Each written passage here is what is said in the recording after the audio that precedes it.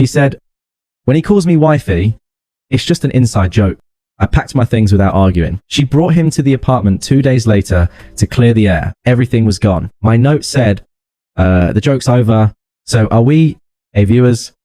Before we move on to the video, please make sure to subscribe to the channel and hit the like button if you want to see more stories like this. Thanks.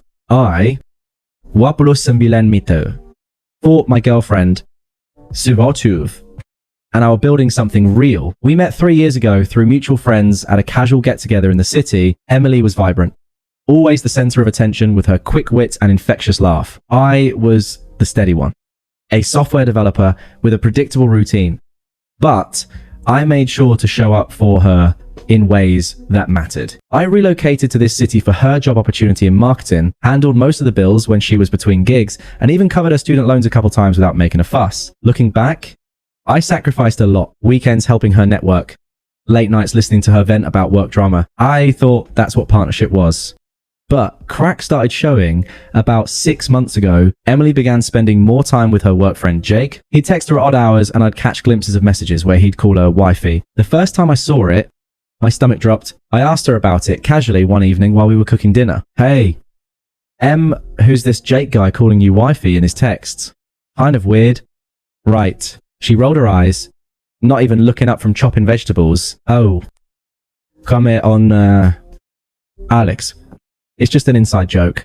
We've been collaborating on this big project, and he started calling me that because I organized everything like a boss wife would.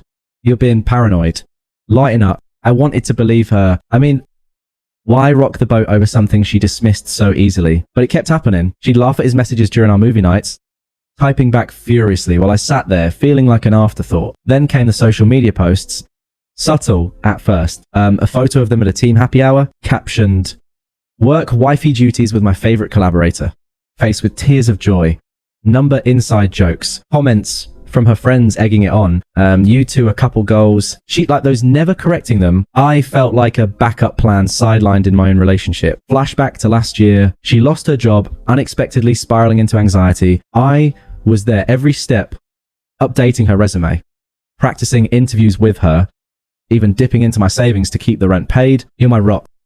Alex, she'd say, curling up against me. Now she compared me to Jake constantly in little digs that stung. Jake's so spontaneous. He surprised the team with tickets to a concert last week. We could use more of that energy, or why can't you be more fun like him? All you do is code and chill. It built up this emotional abandonment. I'd come home to an empty apartment more often. Her out networking with him. One night, I found a receipt for a fancy dinner for 2 places we never went because we're saving. When confronted, she shrugged. Client meeting. Jake knows how to close deals, but the lies piled on. Mutual friends mentioned seeing them looking cozy at bars. I was loyal to a fault, committed despite the red flags. But the disrespect nodded at me. I deserved better than being her safety net while she chased excitement elsewhere. The turning point came when I overheard her on the phone with her sister. Alex is great, but Jake just gets me. Calling me wifey is our thing. It's harmless, fun, harmless. It felt like a punchline I wasn't in on. I sat with that confusion for days, questioning if I was overreacting. The unfairness hit hard. Why was I pouring everything into us while she treated me like an option? It all came to a head one Friday evening. I just gotten home from a long day at work.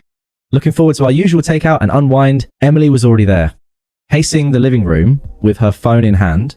She looked up when I walked in. Her expression, a mix of defiance and smugness, like she'd rehearsed this. We need to talk. Alex, she said, crossing her arms. I set down my bag, sensing the shift. Okay, what's up? She sighed dramatically, as if I was the one burdening her. Look, I've been thinking a lot. This us, it's not working for me anymore. You're stable, assure, but I need more excitement, more passion. Jake and I, we've gotten close, really close. My heart sank, but I kept my face neutral. Close? How? Don't play dumb. You saw the texts. The wifey thing? Yeah. It's more than a joke now. We've been seeing each other for a couple months. It makes me feel alive. Alex, with you, it's just routine. Comfortable, but boring. I deserve someone who challenges me, not someone who plays it safe all the time. I stood there processing her words. The cruelty hit like a wave. dismissing our life as boring after everything I'd done. But I didn't yell or beg, so you're choosing him. She nodded, a smirk tugging at her lips like she was proud of her decision. Yeah, I am. And honestly, I think it's for the best. You'll find someone who's okay with your whole predictable vibe. Jake's taking me on a weekend trip next month. Spontaneous.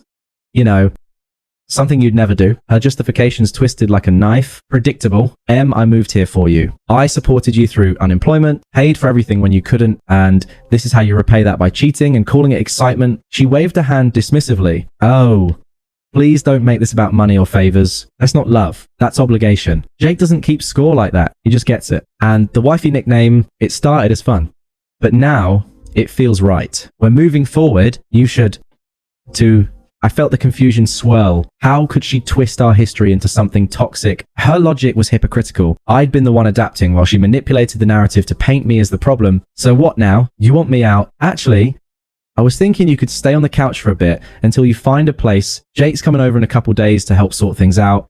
Clear the air. You know, make it less awkward. Smug didn't even cover it. She was planning to parade him in our home. Clear the air with the guy you cheated with. She laughed. A short, condescending bark. Say, this is why you're so uptight. It's not cheating if the spark was already gone. Grow up.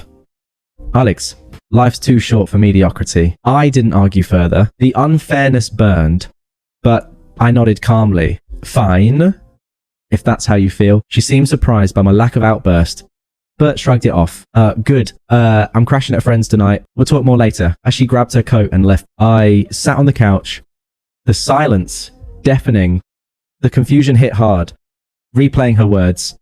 The twisted excuses. How had I become the villain in her story? I let the pain sit there that night, staring at the ceiling, feeling discarded like yesterday's news. But something shifted. I didn't want to fight for someone who saw me as a stepping stone. By morning, I wouldn't beg or confront. I just detach. That weekend, while Emily was out, probably with him, I made my move. No dramatic scene, no emotional outburst. I methodically packed my things, clothes, books, the tech gear I'd bought, even the coffee maker that was technically mine. The apartment felt like a shell, already stripped of the life we'd built. I handled the logistics quietly, cancelled the joint streaming accounts, transferred utilities to her name, and arranged for a storage unit in a nearby suburb. By Sunday afternoon, everything I owned was gone. The place looked barren, empty closets, half the furniture missing, the stuff I'd paid for, even the frame photos I'd hung were down. I left a simple note on the kitchen counter. The joke's over. So are we? No bitterness in the words, just finality. I didn't sign it. She knew my handwriting. I drove to a cheap motel on the outskirts of the city, checked in under my name, and crashed hard. The next day, I called work and requested a transfer to our branch in another state, something I'd been eligible for, but held off on for her. They approved it quickly. Turns out they valued my predictable reliability. I spent the following days tying up loose ends, updating my address, blocking her on social media without fanfare. I didn't disappear entirely. Mutual friends could reach me if needed, but I detached from her world internally. It wasn't easy. The silence in those first weeks was heavy. I'd wake up replaying her smug justifications, feeling the sting of being undervalued. But I sat with it, no lashing out. Instead, I hit the gym, reconnected with old hobbies like hiking, and focused on my career. Small wins built up. A promotion came through with the transfer, boosting my salary. I rented a small place in the new city. Nothing fancy, but mine. For the first time in years, I felt unburdened, like I was rebuilding from a clean slate. I heard through the grapevine that she brought Jake back to the apartment the Monday, expecting to clear the air with me. Still there. Apparently, they walked in to find it half empty. My note staring back. No confrontation, just absence. That was my response. Quiet dignity in the face of her cruelty. A few months passed in my new city, and I threw myself into the fresh start. The promotion meant longer hours but better pay, and I used the extra time to explore hiking trails on weekends, joining a local coding meetup. It was liberating, not having to worry about someone else's drama. I didn't stalk her online. I blocked everything, but word trickled in through mutual friends who reached out occasionally, checking on me. At first, it was casual updates. Hey, man, just for your information. Emily's with that Jake guy. Now, I kept responses neutral. Thanks for letting me know, and steered conversations elsewhere. Then the cracks in her fairy tale started showing. Apparently, Jake wasn't the spontaneous dream she painted. He was a freelancer with inconsistent gigs, more talk than action. From what I heard, he moved into the apartment quick, our old place, and started leaning on her financially. Excitement turned into arguments over bills she couldn't cover alone. Now that I'd pulled my support, one friend mentioned she'd posted a cryptic status about rough patches, but deleted it fast. Karma ramped up around the 4-month mark. Jake's instability came out full force. Turns out he was a serial cheater, had a string of exes who'd warned her, but she ignored them. Too blinded by the passion, he drained what savings she had on his business ideas that went nowhere, then got verbally abusive during fights, calling her names. That echoed her own dismissals of me. The clincher, he cheated on her with a coworker, got caught and bailed, left her with a lease, unpaid utilities, and a bruised ego. She tried to spin it on social media as taking time for myself, but mutual friends saw through it. A couple even unfollowed her after hearing the full story, how she'd badmouthed me to justify the affair. Her unraveling was textbook, distracted at work from the drama. She got let go from her marketing job. Performance issues, they said, broke and isolated. Her reputation took a hit. People who cheered her upgrade now whispered about the hypocrisy. Friends who laughed at her inside jokes with Jake distanced themselves. Realizing she'd burned bridges, I got a message from one dude. She's a mess. Regrets everything. I didn't gloat. Just replied, appreciate the heads up. The irony wasn't lost on me. She discarded me like a bad joke, only to become the punchline in her own story. Jake used her and vanished, mirroring how she treated me. It felt earned, not vengeful. I let it sit, focusing on my own growth. I'd lost weight, gained confidence, even started dating casually. Her downfall was background noise, a reminder of what I'd escaped. The attempt started small. About a week after Jake ghosted her, my phone buzzed with a text from an unknown number. Here's, I figured since I'd blocked the old one. Alex, it's M. Can we talk? I miss you. I stared at it, feeling nothing but mild annoyance. No response from me. Then came the calls. Voicemails at first, her voice shaky but still laced with that familiar manipulation. Hey, it's me. Look, things with Jake. It was a huge mistake. He wasn't who I thought. You're the stable one, the real deal. I see that now. Call me back. Hypocritical as hell. She'd mocked my stability, now craved it. I deleted it without a second thought. The text escalated. Please, Alex, I need to explain. It was just a phase. Excitement I thought I wanted, but you're my future. Let's meet. Still silence from my end. She must have gotten my new number from a mutual friend, someone who later apologized for caving. About 2 weeks in, she showed up at my old workplace, not knowing I transferred. A colleague texted me, your ex is here, looking for you, seems desperate. I imagined her pacing the lobby, but I was states away. Intouchable. Her solo attempts ramped up. One evening, my doorbell rang. She tracked my new address somehow, probably through shared contact. I opened it cautiously, and there she was. Eyes red rimmed, makeup smudged. Alex? Thank God. Can I come in? We need to talk. I stayed in the doorway, expression flat. What do you want? Emily.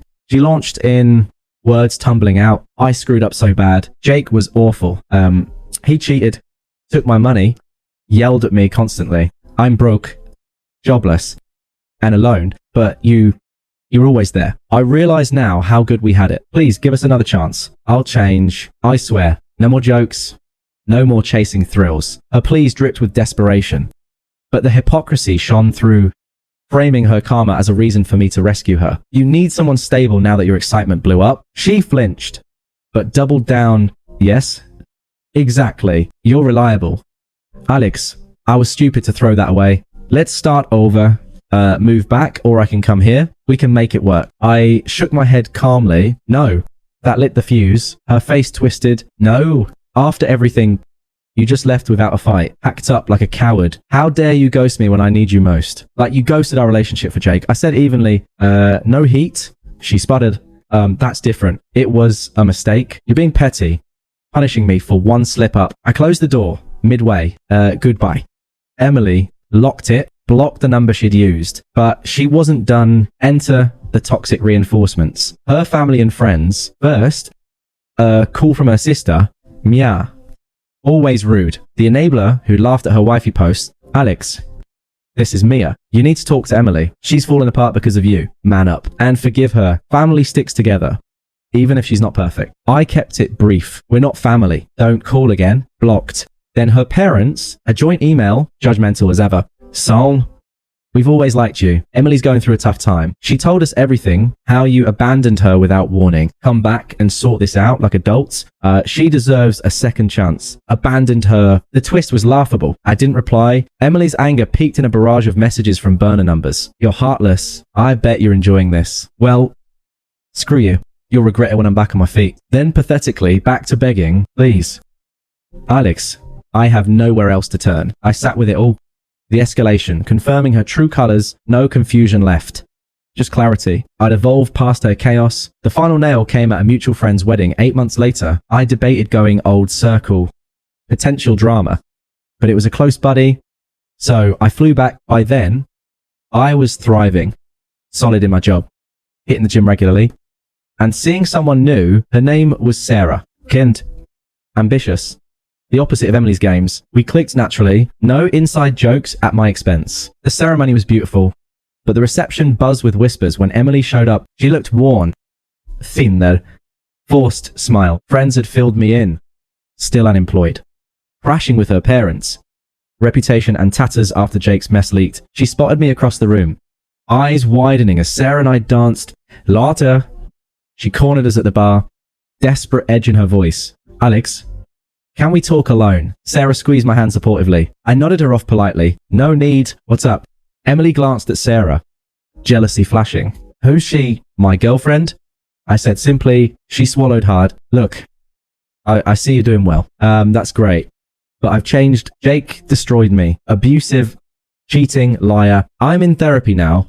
Fixing myself. We could try again. You were always the one. Her words echoed her old hypocrisy. Using her downfall to manipulate like I owed her redemption. I met her gaze, steadily indifferent. Emily, that's your path. Mine's here now. I've built a life without the drama. The disrespect. You were relevant to it. She teared up. Anger bubbling. Irrelevant. After 3 years, you're cold. I thought you cared. I did once. But you made your choices. Good luck with yours. I turned back to Sarah, who smiled warmly. Emily lingered a moment, then stormed off, muttering to a friend who shot me an apologetic look. The reversal was stark, her desperate, upgraded, and at peace. Friends whispered about her scene, solidifying her isolation. As Sarah and I left early, I felt complete, free, evolved. Thanks for watching. Make sure to subscribe to the channel and hit the like button. What do you think about this story?